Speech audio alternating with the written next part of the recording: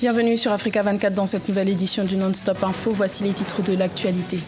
Aliou Sall dément les accusations de corruption lancées à son encontre par un média anglais.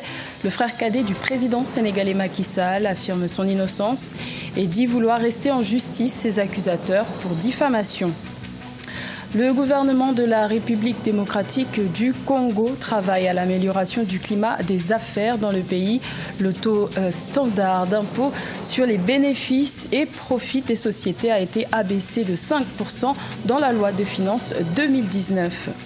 Et la Banque d'investissement et de développement de la CEDEAO lance un emprunt obligataire de 25 milliards de francs CFA, un titre de créance pour financer 7 projets de développement dans l'espace de l'UEMOA.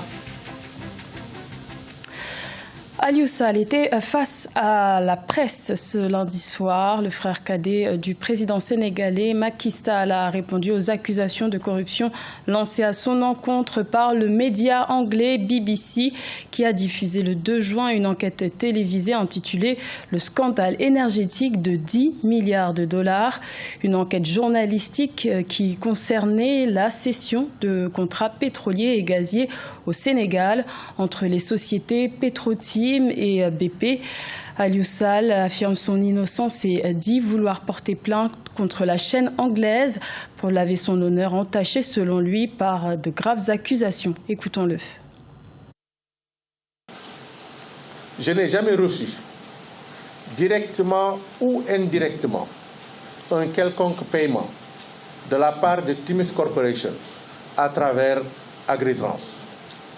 Agritrans est une société qui existe depuis 2011 et dont l'existence est signalée comme toute autre entreprise créée au Sénégal sur le site de l'APIX. Il n'y a donc aucune volonté de cacher son existence. Elle n'est plus active depuis que je travaille de nouveau pour le gouvernement du Sénégal. Les affirmations de BBC sont totalement fausses et mes conseils donneront la suite adéquate à cette affaire. Également dans l'actualité, la Tunisie instaure l'état d'urgence d'1 mois à partir de ce mercredi 5 juin 2019. Une mesure décidée par le président Béji Caïd Essebsi à l'issue d'une réunion du Conseil de sécurité nationale au palais de Carthage à Tunis. Pour rappel, l'état d'urgence est en vigueur depuis le 24 novembre 2015 sur le sol tunisien, c'est-à-dire depuis l'attaque terroriste contre un bus de la garde présidentielle. Depuis cette date, la mesure d'état d'urgence a été prolongée à maintes reprises, entre 1 et 3 mois. En République démocratique du Congo, la loi de finances 2019 est plus favorable à la création d'entreprises et pour cause, le taux standard de l'impôt sur le bénéfice et les profits des sociétés a été abaissé à 30% contre 35% auparavant, une mesure prise par les autorités pour attirer plus d'investisseurs. Nathalie Mo. En République démocratique du Congo, le gouvernement travaille à l'amélioration du climat des affaires. Dans cette logique, l'impôt sur le revenu des entreprises a été établi à 30%.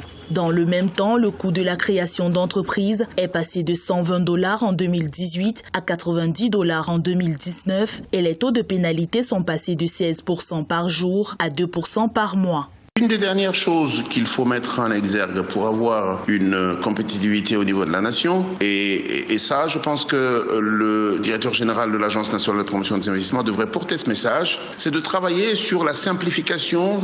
Nous avons beaucoup de superpositions de textes qui finalement rendent la situation très floue, aussi bien pour les opérateurs économiques domestiques que pour les opérateurs économiques qui nous regardent de l'extérieur. Pourtant, des entrepreneurs locaux jugent que des efforts restent à faire. Ils réclament notamment un appui financier de l'État en vue de juguler le difficile accès au financement. Il existe dans ce pays des instruments que l'État congolais a développés, mais qui sont devenus des instruments rouillés et qui n'ont jamais rendu leur service. Par exemple, nous avons tout un fonds de promotion de l'industrie. Et nous n'avons pas d'industrie. Il y a donc un problème, il faut le questionner. Et il est important que l'État congolais regarde tous ces instruments et se dise pourquoi ils n'ont pas fonctionné, comment on peut les faire fonctionner différemment. La République démocratique du Congo a mis en place des réformes pour la création d'entreprises en 2017. Depuis Depuis lors, le pays a enregistré un taux de satisfaction de 71% de l'avis des nouveaux entrepreneurs. À noter que le pays est classé 184e économie sur les 190 selon le classement 2018 de Doing Business.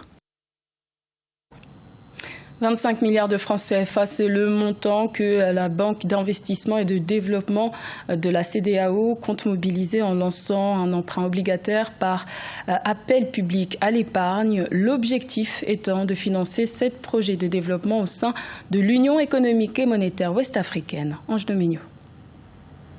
La banque de la CEDEAO, BIDC, lance un emprunt obligataire de 25 milliards de francs CFA pour financer 7 projets dans l'espace UEMOA. Selon l'institution financière, il s'agit des projets liés au secteur de l'énergie, de l'industrie, de l'hôtellerie et des services financiers.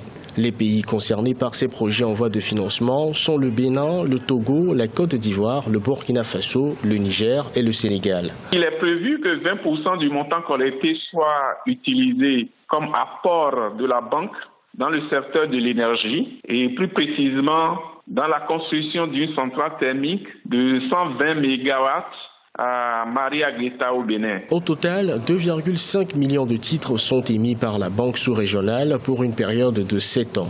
Les intérêts rémunérés au taux de 6,4% seront payés semestriellement, ainsi que le remboursement du principal, qui quant à lui interviendra avec différé de 2 semestres. Quand on prend le secteur énergie de chaque pays, c'est le premier secteur de développement. Sans ce secteur, il n'y a pas de développement. Donc, tous les pays dans leur programme d'action ont inscrit ceci dans leur programme et ceci doit être privilégié, ce secteur privilégié pour eux tous. À fin 2018, les engagements nets cumulés de la BIDC en faveur des États membres de la CEDEAO s'élevaient à environ 1,39 milliard de dollars pour 133 projets actifs contre 1,327 milliards de dollars pour autant de projets au 31 décembre 2017.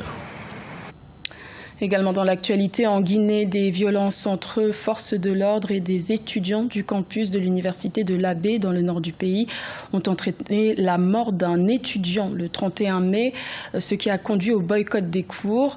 Le jeune homme serait décédé après une intervention musclée des forces de l'ordre, une intervention qui a également fait plusieurs blessés. Une enquête judiciaire a été ouverte. En attendant, un deuil d'une semaine est observé dans toutes les universités et les instituts d'enseignement supérieur du territoire guinéen. Retour sur l'édition 2019 du Carrousel international de la mode qui s'est tenu à Pointe-Noire en République du Congo. Un rendez-vous continental incontournable pour les professionnels du secteur. Plusieurs prix ont d'ailleurs été décernés pour récompenser les acteurs de l'industrie de la mode. Reportage de notre correspondant Deva Panzo. La 6e édition du Carrousel international de la mode a été clôturée par un défilé de mode qui a permis à plus de 14 couturiers de présenter leur collection au public ce samedi 1er juin 2019 à Pointe-Noire. Plusieurs récompenses ont été décernées. Meilleure maquilleuse Coco Nyanga, meilleur média Yakala FM, meilleur designer Princilia Céleste, top modèle masculin Chancel, top modèle féminin Maris Ngolo, Papa Africa Joe Ali et Mama Africa Raissa Ebenge. Le nom de la collection portait ce nom belle comme elle. Donc j'ai ramené le côté glamour du pan. Donc n'est pas tu vas concevoir le pan à l'état brut, mais nous montrer que le pan peut être mis dans des soirées, dans des mariages. Voilà pourquoi j'ai revisité le pan. Je repartirai au Cameroun avec beaucoup d'autres expériences. Je vais parler, je vais partager la bonne nouvelle aux Camerounais. Déjà pour l'hospitalité ici au Congo, j'ai été très bien accueillie.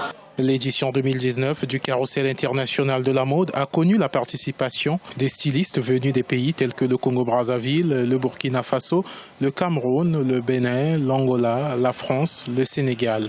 Le défilé de clôture a été une réussite grâce à la qualité des stylistes et des mannequins selon les organisateurs.